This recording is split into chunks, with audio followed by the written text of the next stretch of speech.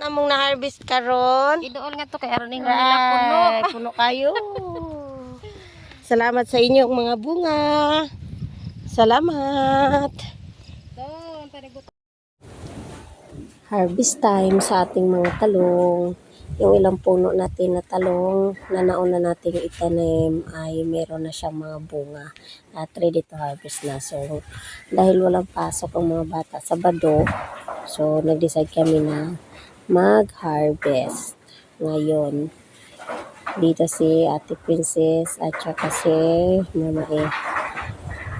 Try natin harvestin kung ilang piraso yung ilang kilo yung makukuha natin sa mga nauna nating puno na naitanim. Susulit yung 2 buwan na paghihintay kasi may bunga na siya. Ngayon may libreng ulam ka na tapos meron ka pang mabibenta. Yan, bali 2 buwan din mula nang tinanim bago tayo naka-harvest. At konti lang. Yung first harvest natin ay konti lang sigurado dahil pipiliin lang natin yung mga malalaki talaga. Yung good size na. Yung kagaya ng nasa basket na kasi yan ang tama na talaga na harvestin. Kung harvestin kasi natin yung medyo alanganin pa sa laki, sayang. Kasi yung maliliit, pag kinilo mo, marami. Pero pag antayin mo yung tamang edad na talaga, yung tamang size na talong bago mo harvestin, so nasa 8 piraso lang yata ang 1 kilo. Unlike pag maliliit, abot siya ng 10. So sayang din yung dalawa. Ilang araw lang naman, pwede na tayo ulit mag-harvest kasi malalaki na. So pinili natin yung ganito lang muna kalalaki. So sana maka-harvest tayo kahit 2 kilo ba o ilan lang ang kaya. 2 o 3, sana nga kaabot. Kalibre tayo ng ulam ngayon dahil nandito din ang mga bata. So meron tayong pang-ulam. Magtorta tayo at saka mag-adobo. Salamat Lord at may mga bunga na na-harvest. Yung aming talong na ilang puno lang ay may bunga na. Salamat. Ayan o, tingnan mo o, laki o. Pero hindi pa yung pwedeng harvestin. Piliin lang talaga natin yung ano na talaga, malalaki na. Ayun o, yung mga nandun kasi sa dulo, yun yung mga maliliit pa na hindi pa siya namumunga. Baka next month pa yun pwede na. Ay, may uod. Ito o, kagaya nito may uod. O, putulin natin. Kasi hahawa pa yan sa ibang sanga. Ito yung pinaka ano sa pagtatanim ng mga gulay. Yung nakakalungkot ba.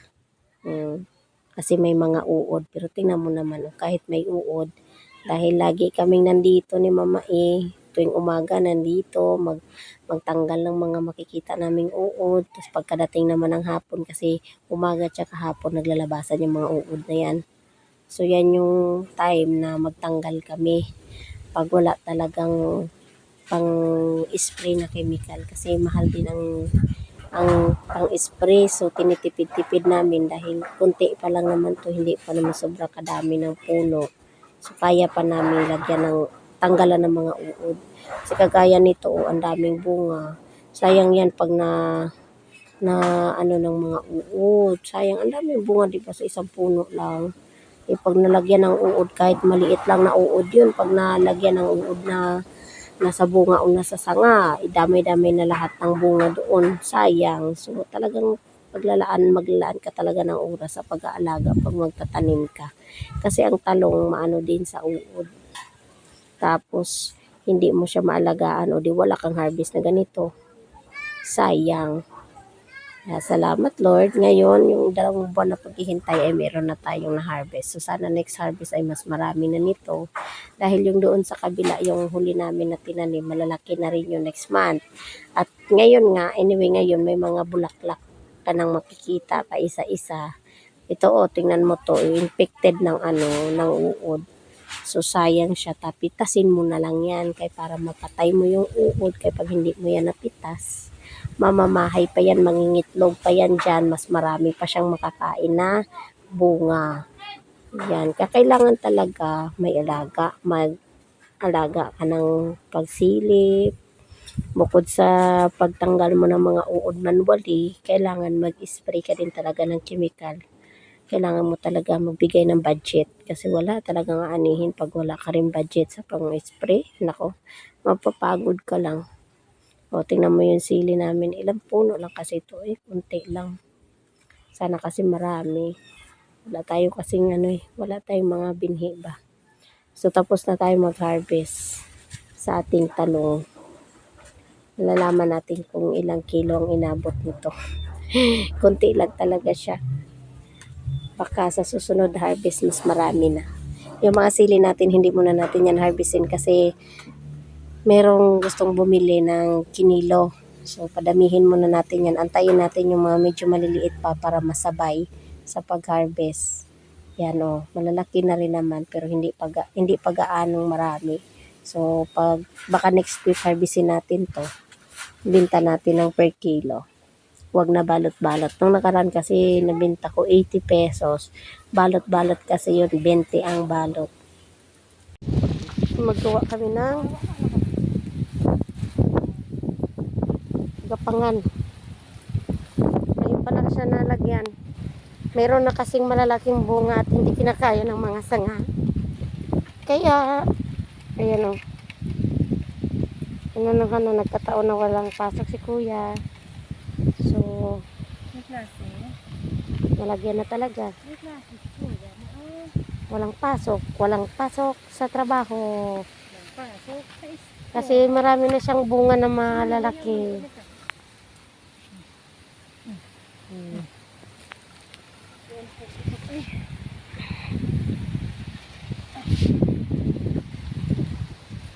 Kailangan talaga teamwork.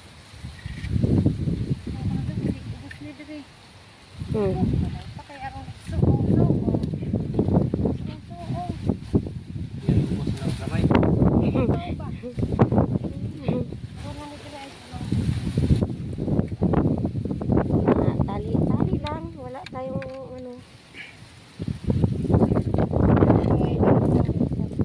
lansang.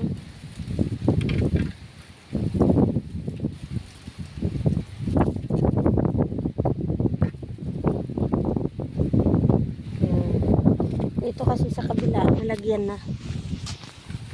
Tatali ka lang din. Dito kasi nalagyan na.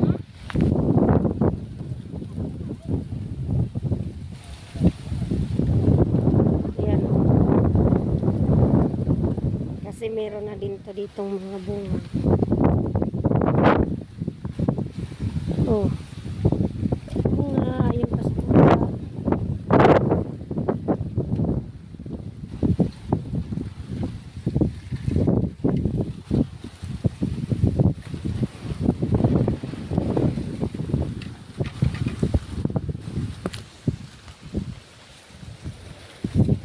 Ha? Oh.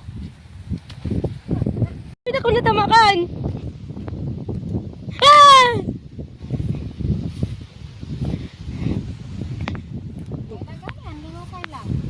Nalukay ni? Nakuha niya ay? May snake. Kuyaw na ko eh. Napakang ko ni Muwa. Ay, muntik pa ako makagat ng ahas kasi lumipat ako dito kay Kuya Siki kasi nga nagtanim siya ng moringa dito sa may kambingan. So, tinulungan ko muna siya na magdamo kasi mahirap magtanim ng moringa sa gilid ng bakod na mayroong mga damo. Pagtawid ko sa kabasanan, sus may ahas, Lord. Buti na lang, lang naman yung ahas. Lang yun, parang ba, hindi siya maano yung kagat. Hindi nakakapatay. Nakakakuyap. Makuyapan kas kakuyaw ba?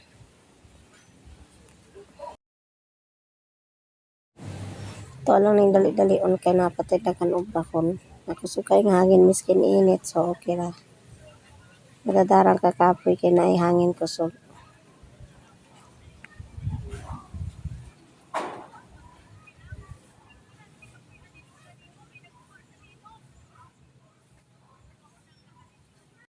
pagka human dito ka sige bali na po ko diri ka papay kay human naman siya o imo sa katayan sa pakwan nagdaro na po siya sa mo ang maisan ang tawag ani sa mga kagisor ko na tanawa surkohon man gina siya pagka human og abono magsurko ka kay aron mo samot na siya kadagko niya lami pod ang iyang bunga iyang punuan naa siya dagang bunga ba kay ug dili gud surkohon ang mais ambot nga nung niwang siya pag dili surkohon niya ambot murag wa siya lami ba dili angayan iyang tubo so kanang among kabaw tiguang na gid intawon kay na nagkiong-kiong na siya ano na siya schedule na siya para ibaligya kay ano na luya na siya ba tiguwang na so giagwanta lang gid na miskin masakiton ang kabaw nagkiong-kiong kay para lang gid nga masurko ang maisan kay sa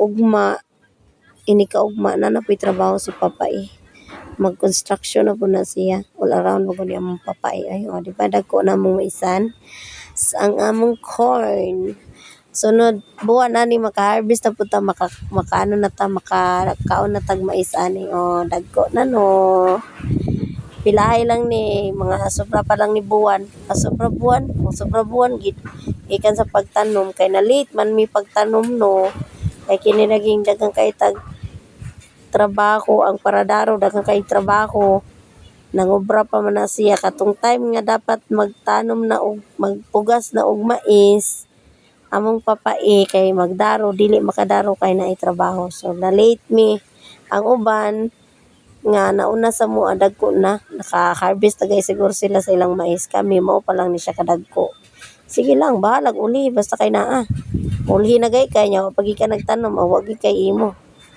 so may na lang ning ulhi kay namang gid nay mapaabot puhon ana na lang ang kinabuhi no bahalag ulhi ka basta kay magtanom lang gihapon ka ug na kay time kay puhon-puhon makakaon ra ka makaanag na pagkauman dito sa maisan takli na pod ri anyway kini day iyang una gikan dire sa may tawong yang gisorko po ni diri say tawag ani basta kay gidaro po niya kay gagmay pa manimo ni mga taong namo na late na natanom nya balin siya dito sa maisan no di ba nice kay tan-aw gabi na to kag human ang trabaho wag yapon na humano pinakalas na gid ni siya pag naami diri sa bukid sa pagkahuman sa mga kabisihan sa adlaw gikan sa pagmata miskin ini trabaho gyapon pinakalas gini siya mag-spray kay once a week raman maka-spray no once a week ra gyud kay bukod sa wa mi chemical nga damo kanang si Papa busy po na siya pero siguro nabi daghan nga chemical nga inog spray para mampatay ang mga od aron daghan mig ma-harvest no dili mapektuhan among mga bunga o mag-spray na lang gina siya every 3 days unta unya kay wa man tay chemical so tipid-tipid once a week na lang kay mahal pa ba ang chemical unya wa pa gani ta ka harvest dako no kay tag nagasto gikan sa binhi sa mga seeds gibakal man na ito sa fertilizer bukod sa organic fertilizer naman po gigamit nga kanang fertilizer sa merkado no kay di man gid pod mubunga o wala pod kay gamiton nga fertilizer nga para pampabunga so gikan dira nga to sa medisina sa pang-spray nya plus kakapoy pag gid nimo ubay-ubay nagikag puhunan niya wa pataka daghan og harvest kay gamay ra man pud siya nga punuan kay nami gitanom nga